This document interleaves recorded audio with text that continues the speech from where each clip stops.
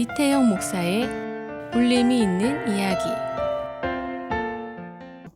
마음을 종이에 담자의 저자인 할리에트 앤 클라우저 박사는 여러 대학에서 삶의 변화를 일으키는 놀라운 기록의 힘에 대해서 강의하고 있습니다. 그는 당신이 펜을 드는 순간 거짓말처럼 모든 것이 이루어진다. 종이 위의 기적, 쓰면 이루어진다는 자신의 주장을 여러 예를 들어 입증합니다. 그는 자신의 열망을 쏟아 부어서 적은 메모 한 장, 글 한 줄은 물론이거니와 무의식 중에 적어봤던 몇 자의 단어에도 모두 에너지가 담겨 있다고 합니다. 기록의 힘은 신앙훈련에서도 동일하게 나타납니다. 경건일지 또는 영성일지는 신앙훈련에서 기도, 금식, 말씀, 묵상과 맞먹을 만큼 중요한 훈련입니다. 영성일기를 통하여 자신의 삶에 하나님이 어떤 일을 하셨는지 되돌아볼 수 있는 기록이기 때문입니다. 기도일기는 주님이 주셨던 축복, 문제 해결, 기적 등을 점검하고 원래의 기도 제목과 응답을 확인하게 합니다. 그로 인하여 믿음이 강하고 견고해짐으로 획기적인 삶의 변화를 일으키게 합니다. 조지 뮬러 목사는 일평생 5만 번 기도 응답을 받은 것으로 유명합니다. 그는 2차 대전 후에 영국 브리스톨에서 고아원을 경영했는데 평생 돌본 고아는 대략 한 15만 명 정도 됩니다.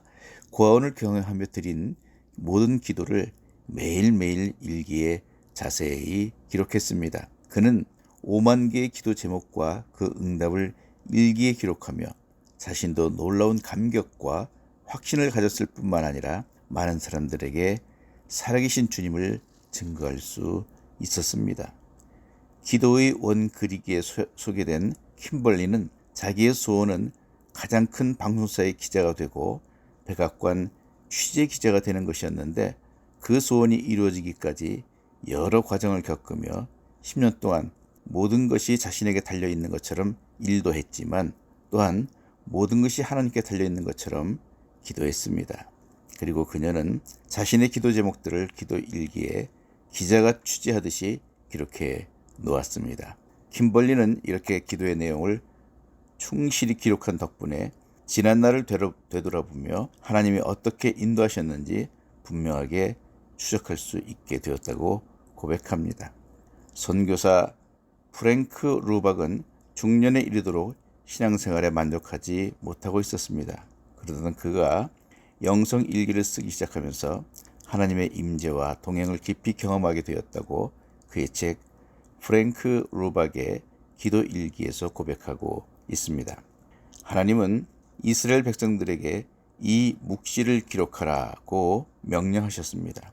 기록하라고 명령하신 이유는 우리에게는 잊어버려야 할 것은 기억하고 기억할 것은 잊어버리는 습성이 있다는 것을 아셨기 때문입니다. 즉 우리는 기록함으로 큰 유익을 얻을 수 있기 때문입니다. 기도 수첩을 가지고 다니며 회의나 기도 부탁을 받을 때 또는 자신의 기도 제목, 현재의 문제, 미래의 꿈, 자녀를 위한 기도 제목 등을 적어 놓으면 계속 일관적이고 전략적인 기도를 할 수 있습니다.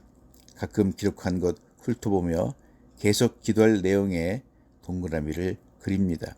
일관적이고 상세한 기도를 드리기 원한다면 기도일기가 그 열쇠입니다.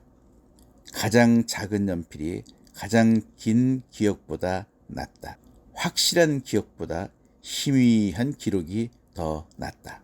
단순히 기도의 내용을 기록하는 것만으로도 많은 사람이 획기적인 삶의 변화를 경험했다고 합니다. 제 경우에는 셀폰의 스케줄표, 일정표에 간단하게 기록을 합니다. 지금까지 행복한 주님의 교회 원로 목사님이신 이태영 목사의 울림이 있는 이야기였습니다.